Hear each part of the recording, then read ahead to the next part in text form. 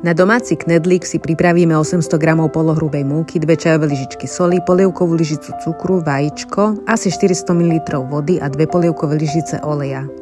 Múku zapracujeme s vykysnutým kváskom, vajíčkom, soľou a nakoniec doňho zapracujeme ešte olej.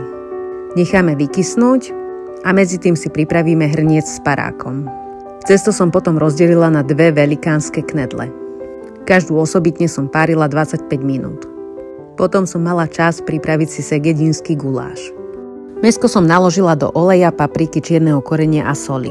Na oleji som spenila cibuľku, pridala som marinované mäsko a lyžičku rajčinového pretlaku. Zaliala som to vodou a pridala bobkový list.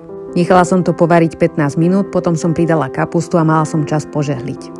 Po pol hodinke som zahustila múkou rozmiešanou v smotane. A je hotovo, takto nám chutí. Tak dobrú chuť!